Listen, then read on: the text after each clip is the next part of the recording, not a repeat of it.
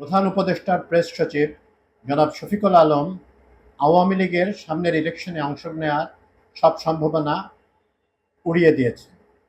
উনি বলেছেন এরকম কোনো কিছু ঘটার কোনো কোনো রকম সম্ভাবনাই নাই। আর উনি আরও একটি কথা বলেছেন যে তার সরকার, মানে যেই সরকারকে উনি প্রতিনিধিত্ব করেন, তারা কোনো রকম চাপের মুখে নাই আওয়ামী লীগকে এই নির্বাচনে অ্যালাউ করার ব্যাপারে। এটা উনি আরো পরিষ্কার করে বলেছেন, উনি দেশের ভেতরে এবং দেশের বাইরের থেকে এরকম কোনো চাপ অনুভব করছেন না তার সরকার। অবভিয়াসলি তার ইঙ্গিতটি হচ্ছে যে 6টি বিদেশি মানবাধিকার সংস্থা, এনজিও এরা যে নাকি বলেছে যে আওয়ামী লীগকে নির্বাচনে গ্রহণ করতে দেওয়া উচিত, এমনটিকে এই এমনটিকে বা এই ব্যাপারটিকে তার সরকার কোনো রকম চাপ বলে মনে করছেন না। আমরা মনে করি যে আওয়ামী লীগের আসলে এই নির্বাচনে অংশ নেওয়ার সম্ভাবনা খুবই ক্ষীণ। পারিপার্শ্বিক অবস্থা দেখে যা মনে হচ্ছে, প্রথমত তাদের নেত্রী শেখ হাসিনা সহ অধিকাংশ, পুরো শেখ পরিবার এবং অধিকাংশ বড় বড় নেতা পালিয়ে গেছে। তাদের যে পুলিশ অ্যাপারেটাস ছিল, তাদের যে আমলাতান্ত্রিক ভিতরে যা তাদের এবং কালচারাল ফ্রন্টে তাদের যে অনুপ্রবেশকারীরা ছিল, তারাও পালিয়ে গেছে। যারা পালিয়ে যেতে যায়নি তাদের অনেকেই জেলখানার ভিতরে আছে। তো তারা কিভাবে ইয়েতে অংশগ্রহণ করবে, পলিটিক্সে? এর ভেতরে আবার সিদ্ধান্ত নেওয়া হয়েছে যে কোনো রকম অভিযুক্ত এবং পলাতক ব্যক্তি নির্বাচনে অংশগ্রহণ করতে পারবেন না। তো কথা তো খুব পরিষ্কার হয়ে গেল যে আওয়ামী লীগের নির্বাচনে অংশ নেওয়ার সম্ভাবনা, unless there is a miracle, সম্ভাবনা জিরো। তাদের কোনো সুযোগ নাই।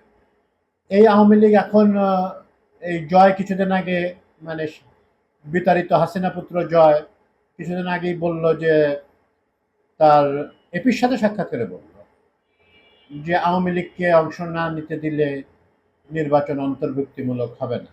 তার মা এবং তার এই হাসিনার অন্যান্য সাঙ্গপাঙ্গরা এটা কখনো বলে নাই যে তারা পরপর 3টা-4টা ইলেকশন যে জালিয়াতি এবং এবং নানা রকম অপকর্ম করেছে ইলেকশনের ভিতরে, সেগুলো অন্তর্ভুক্তমূলক ছিল বলেই তো তারা মনে করে।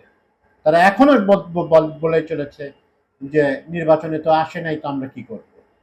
হ্যাঁ, বিএনপি নির্বাচনে না আসলে আমরা কি করতে পারি? অ্যাজ ইফ যে একটা খুব ফ্রি ফেয়ার ইলেকশন ওনারা করেছেন, রাতের ভোট দিয়ে, আর্মি ডামি দিয়ে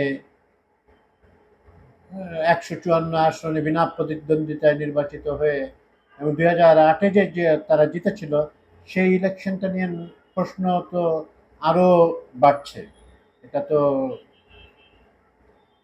আসলে কতটুকু সুষ্ঠু হয়েছিল, নাকি এটা এই পুরো ইলেকশনটা আওয়ামী লীগকে ক্ষমতায় বসিয়ে দেওয়ার একটা পরিকল্পনা ছিল, সেটা নিয়ে অনেকেই কথাবার্তা বলছে।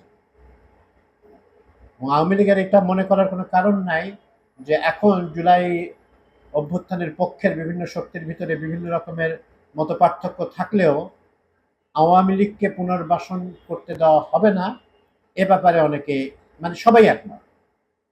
এটা রাস্তাঘাটে তাদের বিভিন্ন মিছিল টিছিলের সময় দেখা গেছে, 32 নম্বর ভাঙার সময়ও দেখা গেছে, এবং নানা জায়গায় তাদের দেখা গেছে। তারা সে শেখ মুজিবের জন্মদিনে বঙ্গবন্ধুর প্রতি শ্রদ্ধা রেখেই বলছে যে ওনার দোষ দিয়ে আসলে লাভ নাই, এটা আওয়ামী লীগ তাকে একটা দলীয় সম্পত্তি করে ফেলেছিল এবং এর ফলে এই যে বঙ্গবন্ধুর মূর্তি ভাঙার যে একটা উৎসব দেখা গেল, এখানেও কিন্তু সব দলের লোকজনই অংশগ্রহণ করেছে।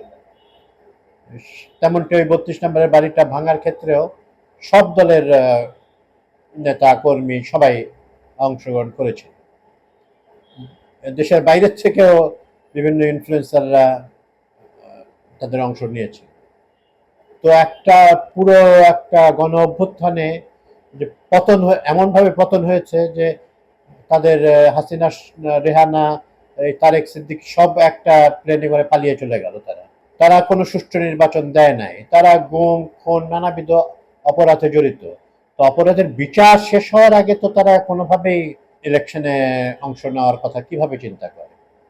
হ্যাঁ, তাদের যে আওয়ামী লীগের তো ভোটাধিকার বাতিল করে দেওয়া হয় নাই, তো তারা ভোট দিতে পারে। এবং যদি কেউ স্বতন্ত্র থেকে দাঁড়ায়, আওয়ামী লীগে যারা আছে আর কি, যাদেরকে এখনো গ্রেফতার করা হয় নাই বা যারা পালিয়ে যেতে অক্ষম হয়েছে, তাদেরকে, তারা যদি দাঁড়াতে চায় ইলেকশনে, কোনো বাধা তো নাই। তারা নিজেরাই ভয় পাচ্ছে, মানে তারা, তাদের দল এত বেশি অপকর্ম করেছে যে তারা নিজেরাই ভয় করছে, পাচ্ছে। তারা, হ্যাঁ, ঝটিকা মিছিল তারা করতে পারছে, কিন্তু তারা ভয় পাচ্ছে যে তারা ইলেকশন ক্যাম্পেইন করতে গেলে আবার মারধর খায় নাকি। তারা বিভিন্নভাবে ভোট দিয়ে জেরাই খান, পান্না, তারপরে এই কার্জন, এদের উপরে ভোট দিয়ে তারা আসতে চেয়েছিল, বিভিন্ন প্ল্যাটফর্ম তৈরি করতে চেয়েছিল। এগুলো তো সচেতন জনতা এগুলো ভেঙে দিয়েছে এবং তাদেরকে পুলিশে সোপর্দ করা হয়েছে। এরকম করতে আসলে জনতা তো বাধা দেবে। তো তাদের এমনি আইনগত তো কোনো বাধা নাই ইলেকশনের দাঁড়ানোর, কিন্তু তারা নিজেরা সাহস করে ইলেকশন ক্যাম্পেইন করতে পারবে বলে মনে হচ্ছে।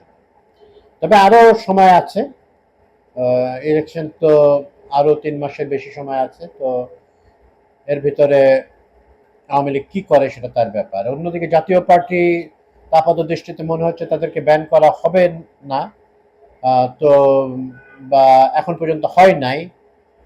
তো জাতীয় পার্টির ক্ষেত্রে কি হবে? তারা তো আওয়ামী লীগের সবকিছুতে, হ্যাঁ, তারা তো তাদের সব অপকর্মের এক ধরনের এনাবলার ছিল, দোসরের মানে সংঘাতে, সব রকম সংঘাতে জাতীয় পার্টি পড়ে। এবং যদি এই রাশেদ খান মেনন এবং হাসানুল হক ইনু ওনারা জেলে থাকেন, এই জিএম কাদের, শামীম পাটোয়ারি, আনোয়ার হোসেন মঞ্জু এদেরও জেলে থাকা উচিত। তো সেটা যেহেতু হয় নাই নানাবিধ কারণে, তো জাতীয় পার্টিরও আসলে ইলেকশনে দাঁড়ানোর অধিকার আছে কিনা সেটা নিয়ে অনেকের মনে সন্দেহ আছে।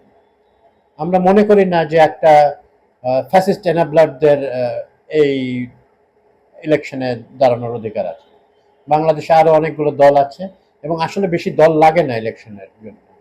আমাদের দেখার বিষয় হচ্ছে সবাই একটা সুষ্ঠু পরিবেশে নির্বাচনে তাদের ফ্র্যাঞ্চাইজ এক্সারসাইজ করতে পারেন কিনা। সেটা করতে পারলে আমরা মনে করব এটা একটা গ্রহণযোগ্য এবং ইনক্লুসিভ নির্বাচন হয়েছে। এখানে আওয়ামী লীগ বা জাতীয় পার্টি, আওয়ামী লীগ তো পাচ্ছেই না, আর জাতীয় পার্টিও কিভাবে করে বা তাদের স্ট্র্যাটেজি কি হয় সেটা দেখার অপেক্ষায় থাকলাম। তারা তো একবার বলেছিল যে আওয়ামী লীগের নিষ্কলুষ প্রার্থীদেরকে তারা তাদের টিকিট দেবেন। দেখা যাক কি হয়। আমরা অপেক্ষা করছি, জনগণ জবাব দেবে। যদি তারা তাদের এই অপকর্ম ভুলে না গিয়ে থাকেন, আওয়ামী লীগের অপকর্ম তো একবারে দগদগে ভাইয়ের মতো এখনো রয়েছে। আওয়ামী লীগের এই ইলেকশন তো বটেই, এর পরবর্তী ইলেকশনেও তারা অংশ নেওয়ার সম্ভাবনা কতটুকু আছে ক্ষীণ।